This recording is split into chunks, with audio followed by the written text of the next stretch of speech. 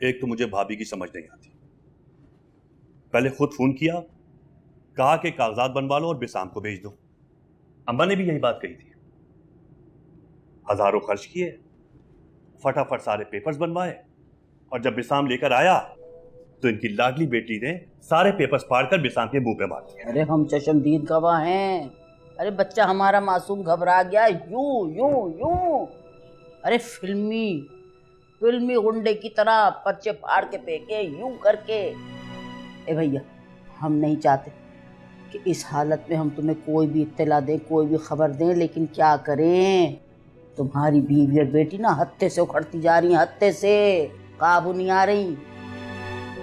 भाईजान, मैं आपसे पूछता हूं, यूं घर बुलाकर हमें जलील क्यों किया जा रहा है?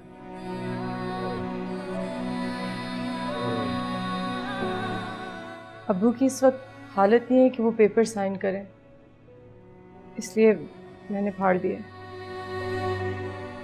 और जहाँ तक बात कारखाने की है, तो आप दोनों तो अक्सर चक्कर लगाते रहते हैं वहाँ। आपने तो हालात देख लिए ना। अगर वो बिक भी गया तो लोन्स उतारने के बाद चंद पैसे बचेंगे। वो मेरे ख्याल से अगर हम... तुम्हें इससे क्या मतलब कि कितने पैसे बचेंगे? तुम होती कौन हो बीच में बोलने वाली? और तुम क्या समझती हो इससे कोई फर्क नहीं पड़ेगा? एक फैसला हो चुका है, कारखाना बिकेगा और बस। कारखाना नहीं बिकेगा।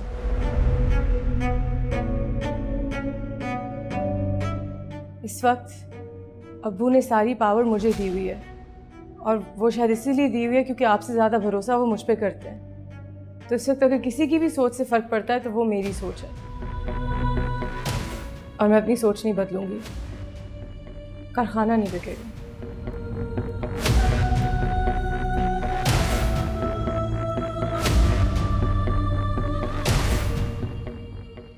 वाह एहतशाम भाई, वाह।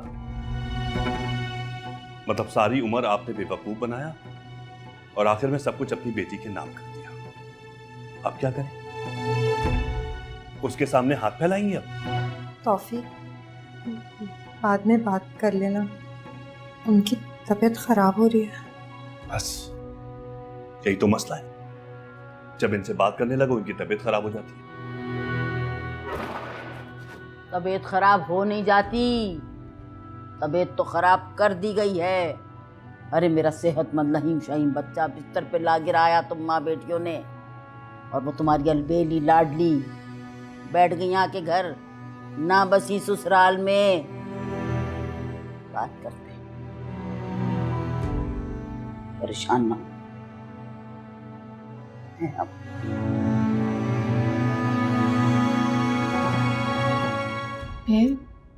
फिर क्या, अब तो चले गए होंगे वो लोग। तो बाबा का गुस्सा ठंडा हो गया होगा ना, तो मैं बाबा से जाके मिलूं? मिल लो, वैसे ही वो मुझसे नाराज होते हैं, तुम्हें तो कुछ नहीं कहेंगे। बाल्टी कर लो। कोई तमीज तहजीब है तुम्हें कि नहीं? हद होती है बदतमीजी की। समझती क्या हो तुम खुद को? कोई बड़ों का अदब लिहाज नहीं रहा तुम्हारे अंदर, जो मुंह में आता है बकती चली जाती हो। सवाल का जवाब देना बदतमीजी है? अगर ये बदतमीजी है तो काश हर लड़की ऐसी बदतमीजी करे। तुम एक दफा अपने बाप का गला क्यों नहीं घोट देती? देखा था तुमने, बेचारे कैसे तड़प रहे थे। तड़प नहीं रहे थे वो ये बताने की कोशिश कर रहे थे कि उन्होंने कोई पावर ऑफ अटर्नी नहीं दी मुझे, मैंने जबरदस्ती उनका अंगूठा लगवाया। क्या? जी, और मैं आपको ये भी बता दूं कि अब चीज़ें आहिस्ता आहिस्ता ठीक हो रही हैं। तौफीक चाचू का शेयर भी मैं उनको लौटा दूंगी। बस आपसे इतनी इल्तिजा है कि प्लीज किसी से ये बात मत कहिएगा। सुन रही हो क्या कह रही है ये? हाँ, नहीं हुई होती ना तुम्हारी शादी तो तुम भी यहाँ खड़े हुए यही जबान बोल रही होती मेरे मुंह पर। क्या मतलब? मेरे साथ क्या बोल रही होती? मैं इससे बात करने के लिए आई थी ना, मेरी औलाद है फजर, मैं अपनी बेटी से बात कर लूं अगर आपकी इजाजत हो तो।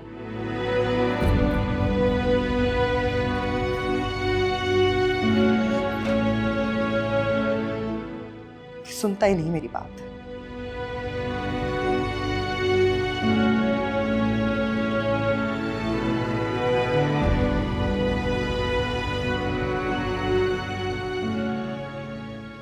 मैं जानती हूँ आप क्या सोच रहे हैं। आप सोच रहे हैं जिंदगी कितनी मुश्किल है। इन बेवकूफ़ों ने मुश्किल बना दी। जिंदगी को तो आसान होना चाहिए था।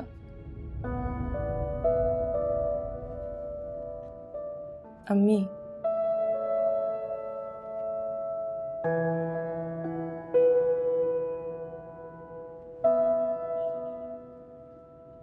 आपके चेहरे पे ना जिंदगी का मज़ार ही बाकी रह गया। इसको तोड़ें और बाहर निकालें जिंदगी को। अभी भी जिंदा है इसके अंदर आपकी और मेरी जिंदगी।